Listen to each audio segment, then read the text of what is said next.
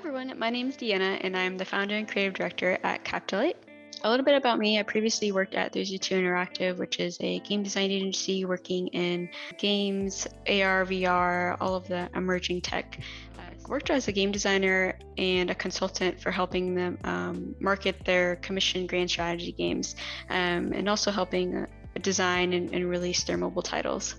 Besides that, I've also been working with indie publishers for the past 6 or so years and have published 8+ games on Steam. So Captilight was funded with a group of people who are really passionate about emotionally impactful games. Games like Journey, Abzu, Ori and the Blind Forest, really story-driven type of games. And our debut title is Path of Kami.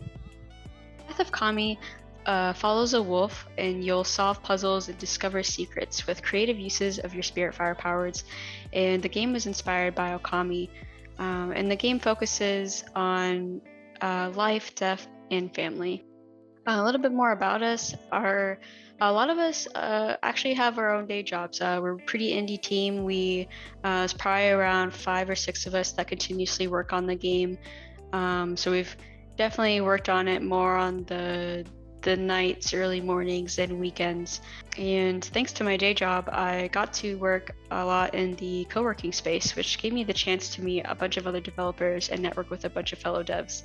The majority of people on our team, I either knew them personally or I got to go through grow the team through like ads on Discord groups, remotegamejobs.com, and other websites. So why did it take 2 years for us to finish this demo, right? It sounds like a lot of time. Like I said, we're a small team. A lot of us had day jobs and worked less than part-time on the project.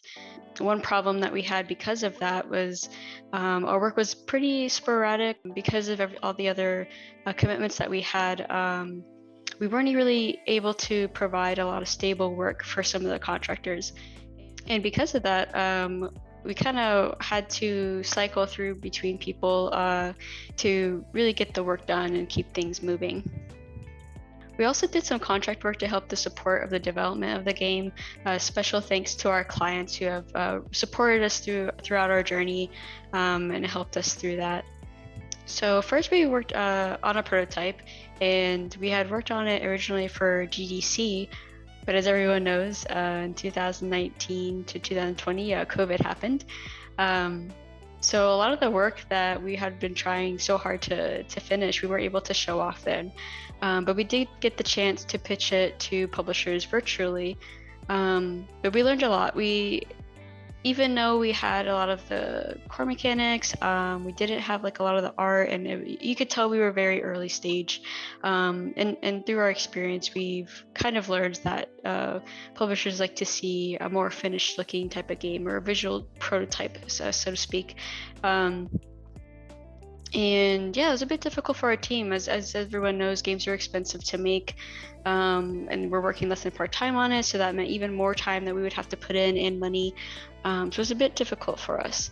I could do a whole video on the whole pitching to publishers, and if anyone's interested in that, let me know, and I can do one on that. But I'll just leave it there for now. The game evolved so much from the prototype to the demo. We went from being a story about a pack of wolf pups and friends to a more intimate story about a wolf and his mother. So after GDC, we continued to work on the game and start fleshing out our demo. That took us about another year. Oh, I probably should have said earlier. So it took us an additional year to make the demo, and things started really going uphill from there. We raised close to $6,000 on a crowdfunding platform called iPhone Women. Being a woman-owned studio and minority-led team, we thought it would be a good fit. Downside, it's an unknown platform. Not a lot of people knew about it. But we did get to raise $6,000, which helped a ton to help continue development on the game, and to, which I'm going to talk about a little bit later, starting to work on our prologue. But back to the demo. Yeah, we were able to do so much with it. We featured it at a local event called Electronicon.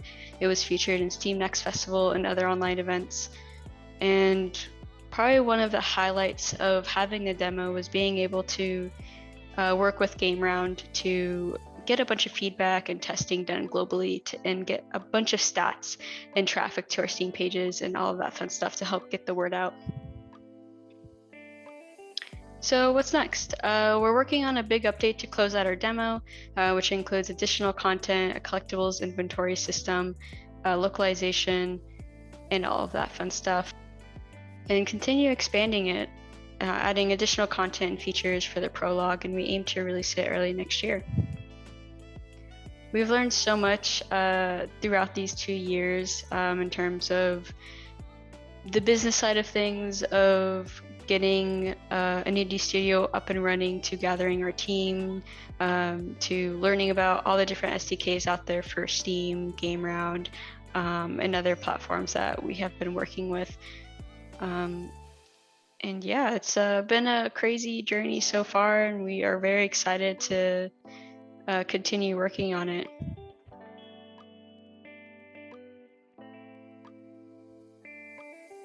Hope this can give you a better insight of what we've been up to. I have never really done a video vlog like this before, so if this is something you'd like to see more of, let me know, and maybe I'll make some more. If there's any specific topics that you'd like to hear, I'd love to talk on them, so write them in the comments. Thanks for watching.